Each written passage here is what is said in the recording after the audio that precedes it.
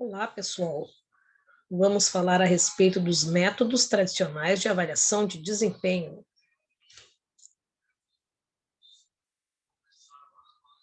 Antes de qualquer coisa, sempre é bom relembrar que, quando se trata de avaliação de desempenho, existem dois aspectos que devemos considerar. O primeiro são as pessoas e o segundo são os resultados. A busca de resultados, ela deve ser a tônica da administração. E os resultados são decorrentes da forma como as ações são direcionadas, no sentido de concretizar a missão, a visão organizacional e demais direcionadores estratégicos. As pessoas são o principal ativo das organizações, mas elas precisam estar motivadas, preparadas, organizadas e alinhadas ao plano organizacional. Sem isso, não tem como ter bom desempenho.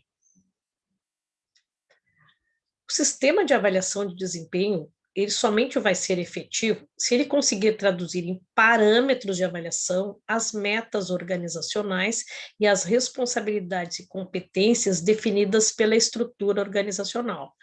O que quer dizer isso?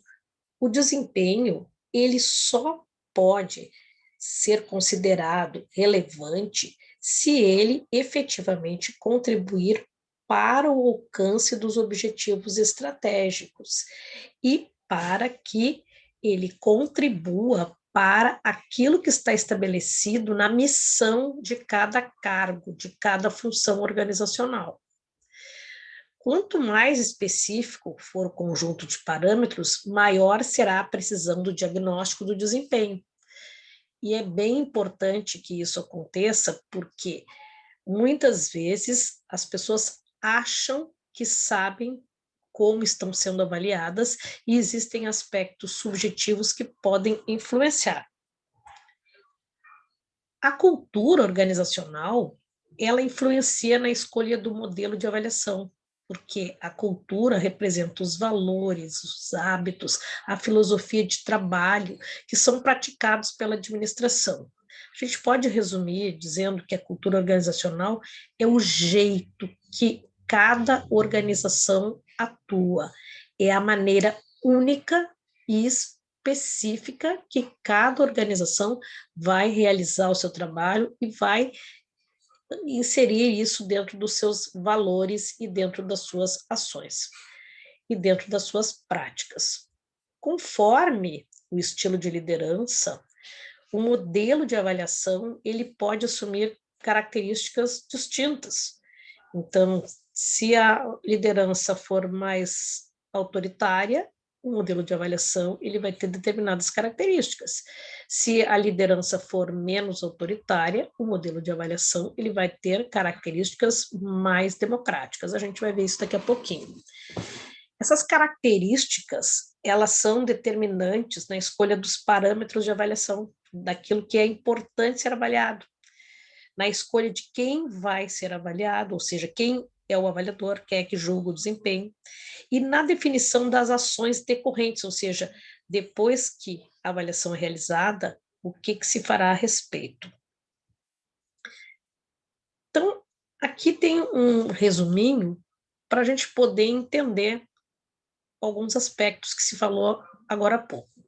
Então, uma cultura organizacional mais tradicional, que preza valores tradicionais, onde o gestor seria o chefe todo-poderoso, então o modelo de liderança seria autocrático, e aí a avaliação é de acordo com a percepção do chefe. Já numa cultura organizacional mais democrática, a avaliação ela é realizada por múltiplas fontes, pode ser realizada pelo gestor, pelos colegas, pelos fornecedores. Numa cultura organizacional com tendência mais liberal, então, além de outras práticas, de outras fontes, aí a gente ainda incluiria a autoavaliação, porque o modelo de liderança liberal, ele coloca nas mãos do subordinado o processo, e o gestor apenas ele coordena. Já no modelo democrático, as pessoas vão opinar, mas a decisão é do gestor. Então, cada cultura organizacional e cada estilo de liderança vão influenciar o processo de avaliação de desempenho, a forma como esse processo ele é criado, quem avalia, de que forma, e qual é a consequência disso. O período de avaliação depende da necessidade da empresa, depende do ciclo do negócio, pode ser mensal, bimestral, trimestral, semestral, anual, depende da necessidade. Existe também, em grandes organizações, a necessidade de um tratamento estatístico para evitar avaliações tendenciosas. E existem vários instrumentos de avaliação, escala gráfica, escolha forçada, pesquisa de campo, incidentes críticos, matriz funcional e várias outras. Aqui um detalhamento daquilo que se falou anteriormente. A cultura define o estilo de liderança. Então, numa cultura de liderança autocrática, o líder toma as decisões, o líder determina as tarefas à medida que se tornam necessárias de maneira imprevisível para o grupo, o líder determina a tarefa de cada um e qual o seu companheiro de trabalho, e o líder é o dominador nos elogios e críticas ao trabalho de cada um. Isso, então, acontece na liderança autocrática. Já na liderança liberal, o grupo ou o indivíduo toma suas próprias decisões com pouco ou nenhuma participação do líder. O líder, nesse caso, ele é um facilitador. A programação de trabalhos é feita através da apresentação de alternativas variadas ao grupo, pelo líder. E ele vai fornecer as informações desde que solicitadas. A divisão de trabalho é através dos colegas que determinam quem vai fazer o quê sem a participação do líder. E, por último, o líder não avalia ou regula o curso das coisas. Ele vai comentar quando perguntado. Essa liderança lideral ela é muito comum em áreas de alta tecnologia, quando as equipes são muito qualificadas. Não há necessidade de um gestor, e sim de um facilitador. Já na liderança democrática, as diretrizes são debatidas e decididas pelo grupo, que ele é estimulado e assistido pelo líder. O grupo vai determinar as técnicas para atingir o alvo. O líder vai atuar como um conselheiro, porque é ele que detém mais conhecimento, mais experiência, mais competência. A divisão de tarefas fica a critério do grupo, e cada membro escolhe o seu colega de tarefa. Mas, evidentemente, que aqui com a concordância do gestor. O líder se posiciona como um membro do grupo, sem muitas atividades. Ele é objetivo, se baseia em fatos para elogios e críticas, mas ele coordena os trabalhos e não define. Ele vai ser mais um coordenador do que um gestor. Esses modelos, eles se refletem nos modelos de avaliação. Então, num modelo centrado na visão do chefe, a gente tem um superior que avalia o subordinado. Já no modelo liberal, a gente vai ter o quê? Um superior e vai ter um avaliado fazendo autoavaliação. Já num modelo mais participativo, a gente vai ter um comitê de avaliação e esse comitê, essas diversas perspectivas avaliam o avaliado. E já no modelo, muitas perspectivas, existe o modelo 360 graus, então o superior, os pares, os clientes, os subordinados, os fornecedores, eles vão avaliar a pessoa. Existe um melhor modelo? A gente vai descobrir que não. Todos têm vantagens e desvantagens. Mas é importante a gente entender que esses modelos são de acordo com a cultura, com o estilo de liderança que a organização possui.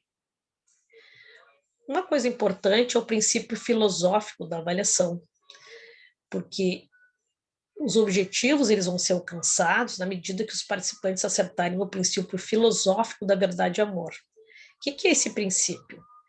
No princípio da verdade e amor, esse princípio ele constrói, E aí a avaliação ela deve ser sincera, deve reconhecer pontos fortes, pontos fracos, e sinaliza o que deve ser mantido, o que deve ser aprimorado, o que deve ser modificado, o que deve ser desenvolvido. Então, a avaliação ela é um processo educativo, é um processo para crescimento. Já quando se usa o princípio verdade-desamor, esse, em vez de construir, ele contamina, porque é a crítica pela crítica, onde só os pontos fracos são ressaltados e pouca orientação é dada. E ele vai ser um fator de desmotivação, porque é só crítica. E a impressão para o avaliado é que o processo se destina só a apontar falhas, sem se dar valor para as virtudes. Já no princípio mentira e amor, esse princípio ele é vazio, porque se trata de uma falsa proteção, onde o avaliador está negando o direito de aprimoramento dos seus subordinados. Ele diz que está tudo certo, né? A avaliação não condiz com os resultados, e ele vai, né, deixar as coisas rolarem. E aí, isso não vai longe, porque em seguida a verdade vai aparecer com suas consequências. Então, nesse princípio de mentira e amor, o chefe, o gestor, ele é omisso. Ele faz de conta que está achando tudo lindo e maravilhoso. Já no mentira desamor, esse é um princípio que mata. Por quê? Porque é uma avaliação contaminada de impressões de ordem pessoal, onde o avaliador, por motivos de ordem psicológica, ele vai mascarar a performance do seu subordinado com a intenção de prejudicá-lo. E aí vira perseguição. Então, antes de fazer uma avaliação, a gente tem que parar para fazer um processo de reflexão. A minha avaliação, ela é construtiva, desmotivadora, omissa ou persecutória? Temos que pensar isso. Às vezes, nós podemos nos perder nesse processo. E isso é muito comum acontecer. Por quê? Porque o ser humano, ele acaba tendo falhas. Temos vários métodos para avaliação de desempenho. Hoje nós vamos falar dos métodos tradicionais de avaliação de desempenho. Escalas gráficas, escolha forçada, pesquisa de campo, métodos de incidentes críticos e autoavaliação. Esses são os métodos tradicionais.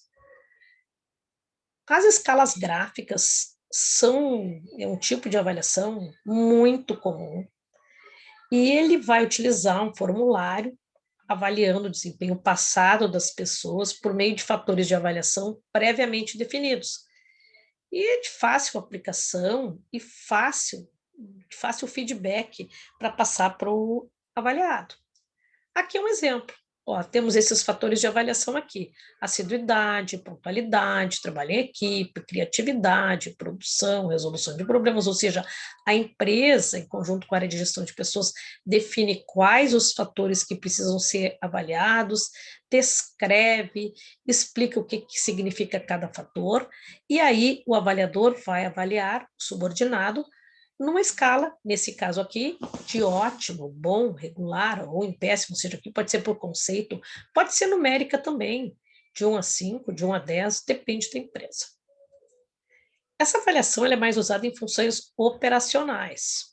Aqui é um outro exemplo: a produção, a qualidade, conhecimento do trabalho, a cooperação, a compreensão, a criatividade, a realização, e aqui as escalas para o gestor poder avaliar. Ele é um método bastante simples.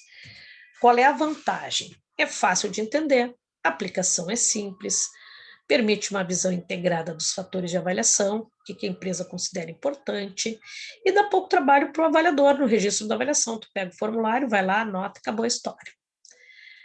A desvantagem é que o avaliador ele precisa se ajustar ao instrumento e não às características do avaliado, porque nem tudo que aparece no formulário revela as características da pessoa que está sendo avaliada. Então, pode acontecer de haver distorções e interferências pessoais. E o avaliador, às vezes, ele pode se colocar na posição do meio. Ah, é bom em tudo, fraco em tudo, ou coluna do meio. E pode, às vezes, rotinizar o resultado da avaliação e para poder haver um tratamento estatístico para corrigir distorções, né?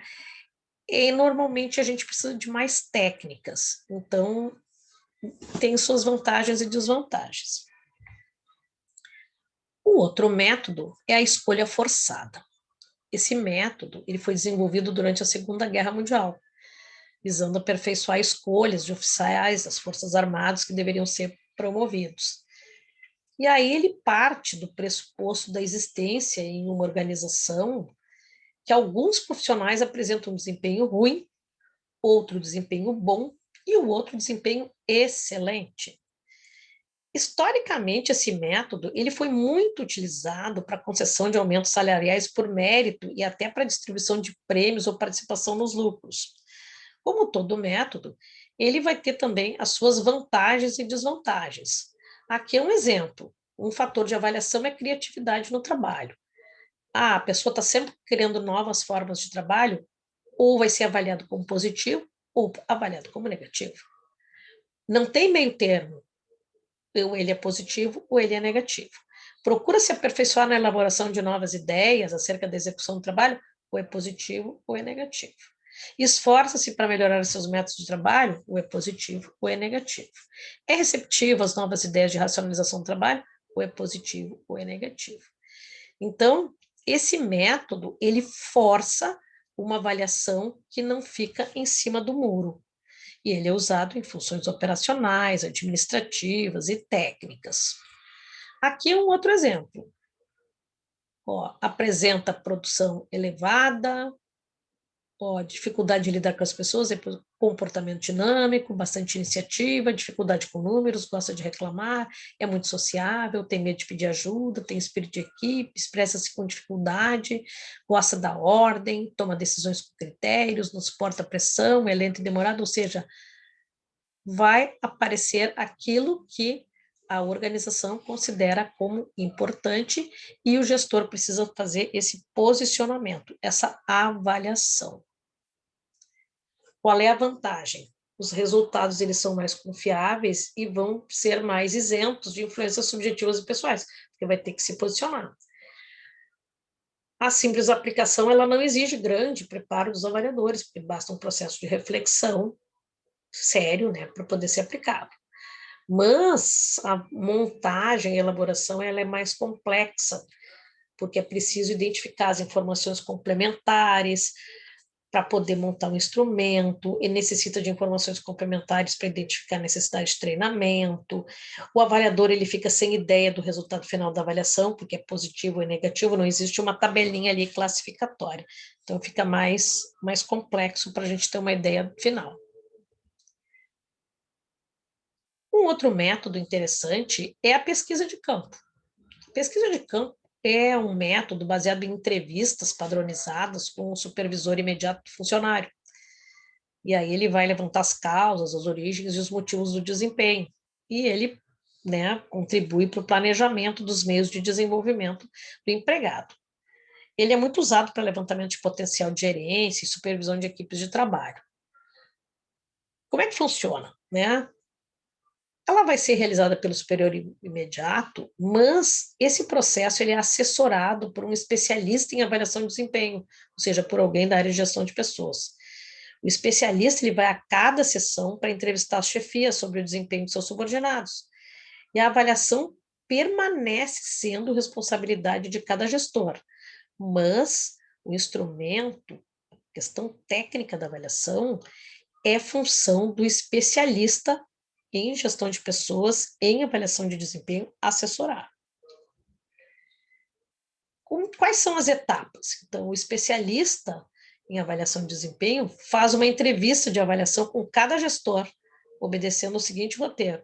Primeiro, existe uma avaliação inicial, e aí o desempenho de cada funcionário é inicialmente avaliado, em uma das 3 alternativas de desempenho mais que satisfatório ou menos. Depois existe uma análise suplementar ou complementar, e aí cada funcionário passa a ser avaliado com profundidade por meio de perguntas do especialista ao gestor.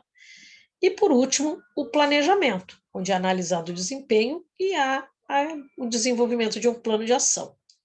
E aí, esse plano de ação, ele pode incluir aconselhamento, readaptação do funcionário para uma outra função, treinamento, desligamento, substituição, promoção para outro cargo, manutenção do funcionário no cargo atual, porque o processo de avaliação de desempenho, ele tem como objetivo uma tomada de decisão.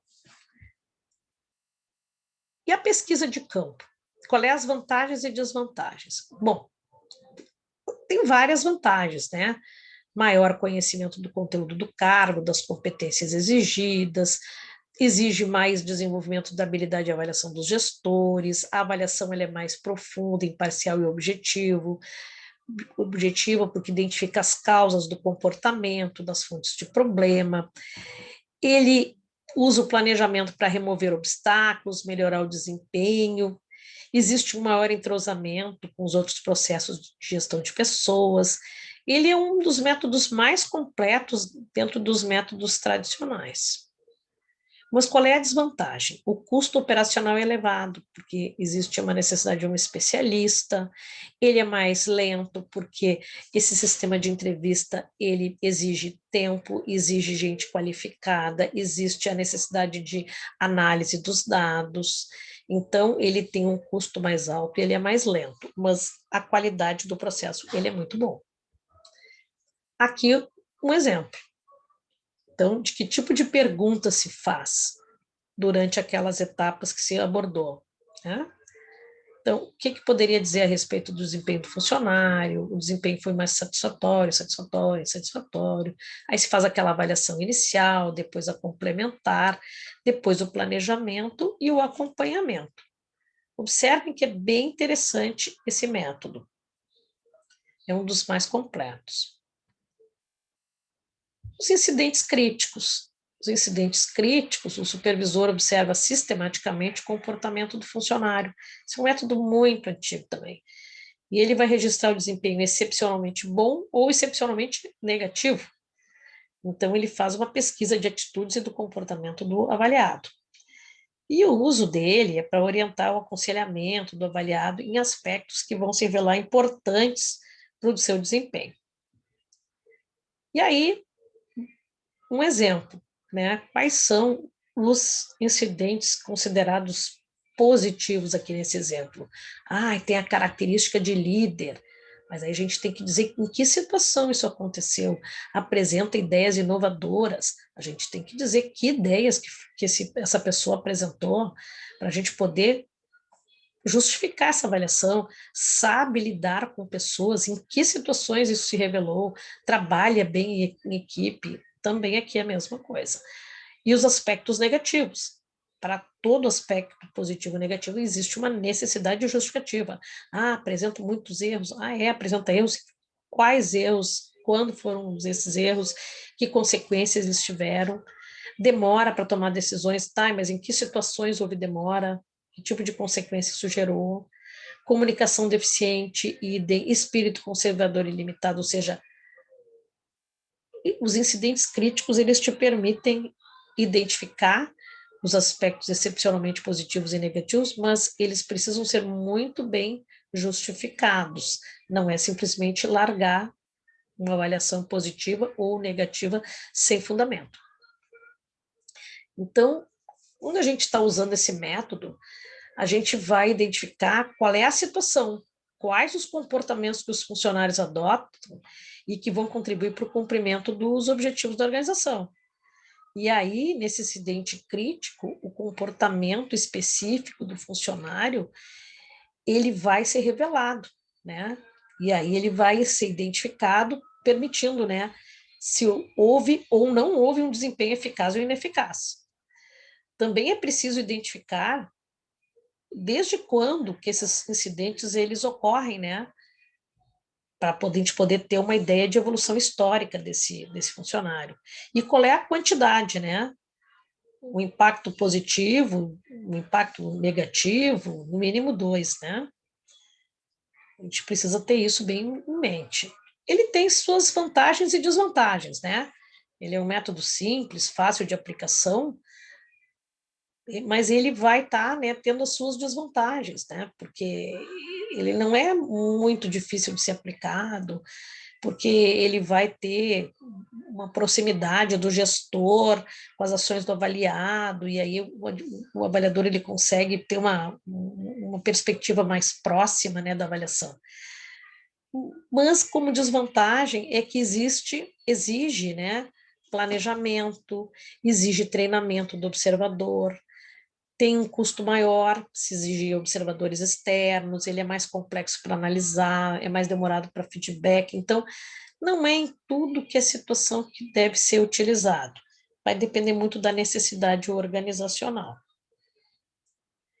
E por último, a autoavaliação. A autoavaliação é um método pelo qual o próprio funcionário é solicitado a fazer uma análise das suas próprias características de desempenho.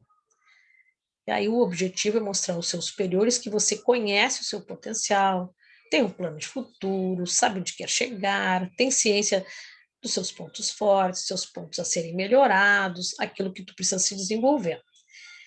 E aí ele pode ser utilizado através de formulários, de várias maneiras isso pode acontecer. Normalmente se faz como um formulário de autoavaliação. Qual é as vantagens, né? Ele permite reflexão, autoconhecimento, ele vai fornecer subsídios para o processo de desenvolvimento, porque a própria pessoa é que sabe aquilo que ela precisa se desenvolver na real. E ele vai permitir o apoio por parte do gestor. Agora, a desvantagem é que ele precisa de complementação com outras técnicas. Ele necessita de preparação do avaliador para estimular o avaliado a fazer esse processo. E a gente tem que ter cuidado para que o avaliado ele não tenda a distorcer a sua própria avaliação. Nem uma distorção positiva, nem uma avaliação negativa. Vamos, então, fazer uma atividade para poder fixar esse conteúdo que é tão importante.